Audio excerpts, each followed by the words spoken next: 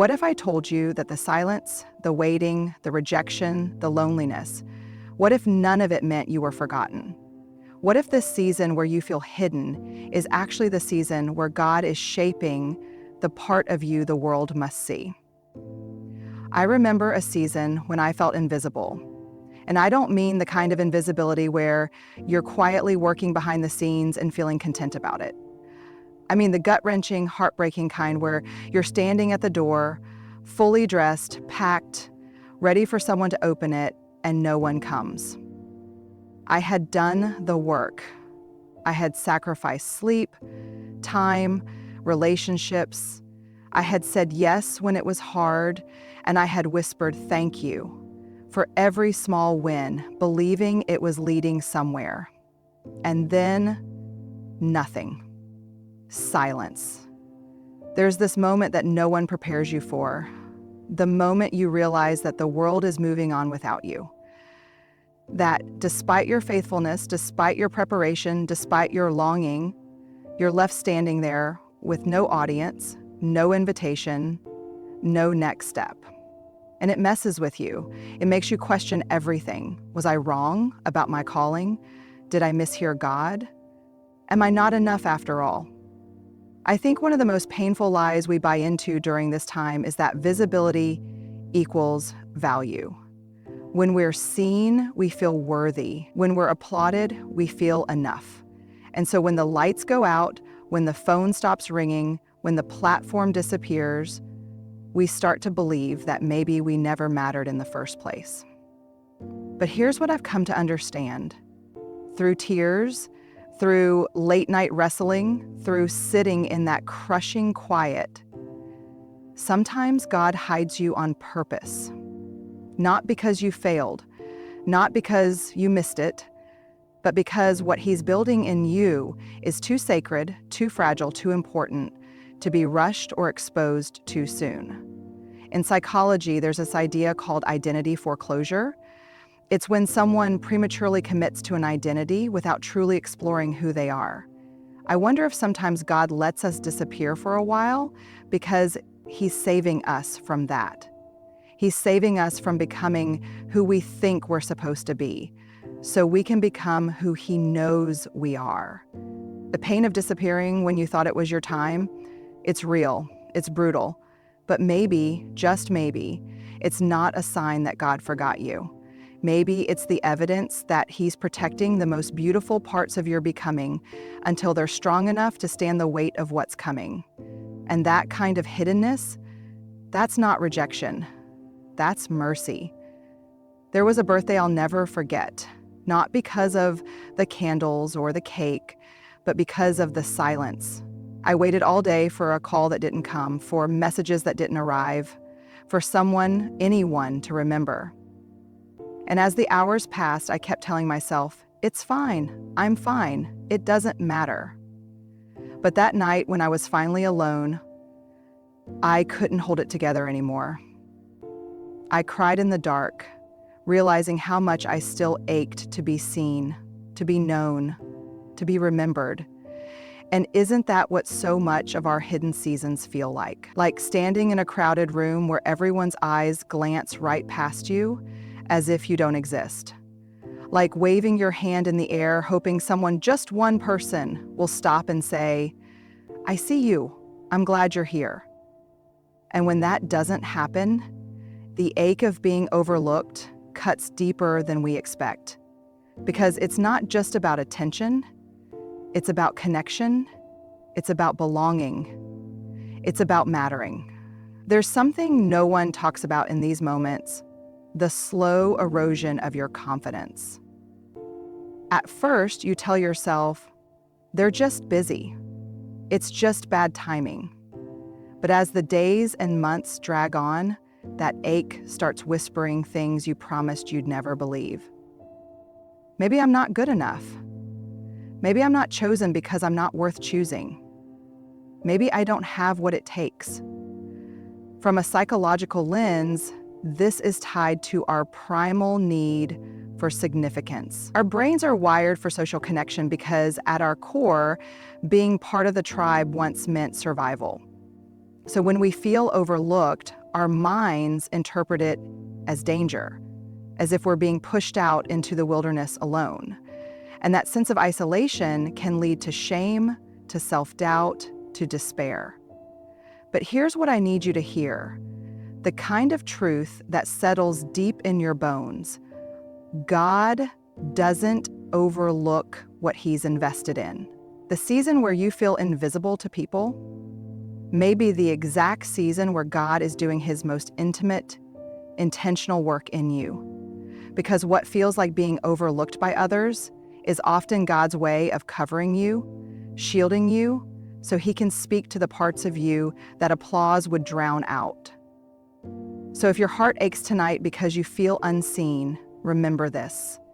God isn't overlooking you. He's overseeing you. And when it's time, He'll make sure you are seen by the right eyes, in the right place, for the right purpose. Until then, let Him tend to the ache.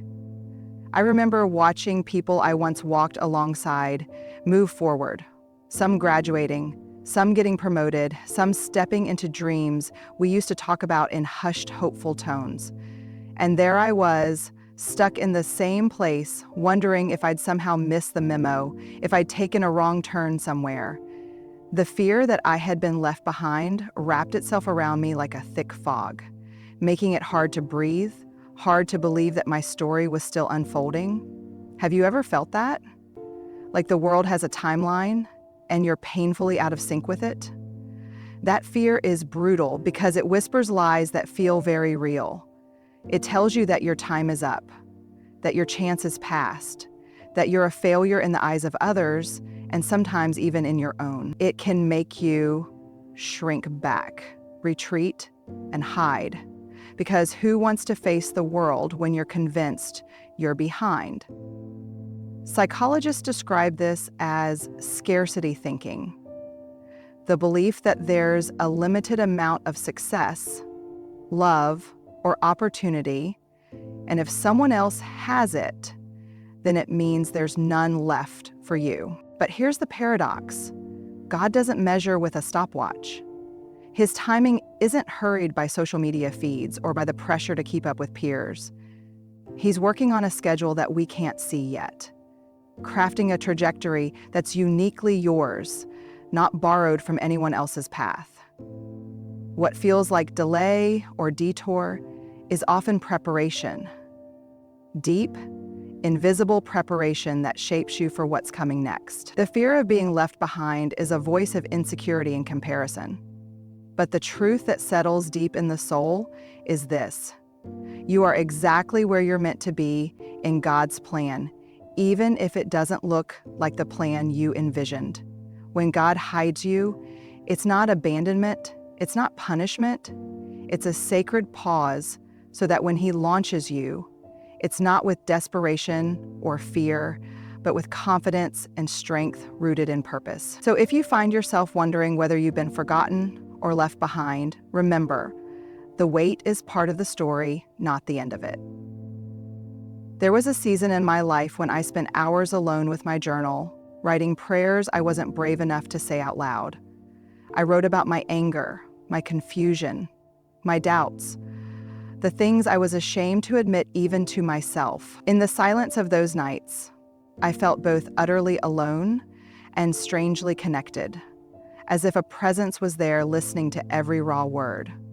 Looking back, I realize now that this hidden, quiet time was the most sacred work of all. It was where my soul began to heal, where God's voice became clearer because the noise of the world was finally muted. So often, we think that progress means visible steps forward, public victories, recognition, applause. But there's a different kind of work that happens when no one is watching. The internal, invisible transformation that shapes us at our core. Psychologists call this liminal space, a threshold where we're between who we were and who we're becoming. It feels uncomfortable and uncertain, like being caught in the fog, unsure of the path ahead. In these silent seasons, The ego is stripped away, and we learn what it means to be truly vulnerable, to sit with our imperfections without running or hiding. We face the parts of ourselves we've tried to ignore, the wounds we've bandaged over but never healed. This is where courage is born. Not the loud, flashy courage that demands attention, but the quiet courage to stay, to listen, to trust the process, even when it feels like nothing is happening. Here's the beautiful, raw truth. God's silence is never absence. In that silence, He's working, sometimes breaking down what needs to fall so new life can grow. He's inviting you into the deep work of becoming, where character, faith, and resilience are forged like steel in a fire. So if you're in a place where it feels like nothing is happening, where your prayers seem to echo back unanswered, know this: the sacred work of your soul is happening right now, in the quiet. It's shaping you in ways the spotlight never could, and when it's time, you'll step out, not just ready, but transformed. When my hidden season finally came to an end and opportunities started unfolding again, I was not the same person who had walked into that silence. The launch I had once dreamed of, the moment when the world would finally recognize me, came. But it was different than I expected. I didn't feel the desperate need to prove myself anymore.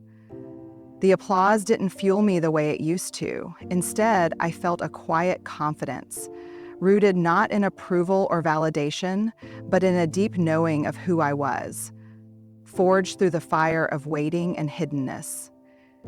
There's a powerful danger in launching too soon or without a foundation, losing yourself in the pursuit of success, bending and breaking to fit into someone else's version of what you should be.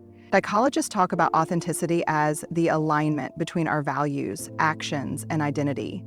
When that alignment is lost, we become hollow, anxious, and exhausted no matter how much external success we achieve. What I've come to realize is that the hidden season is a sacred time for cultivating this authenticity.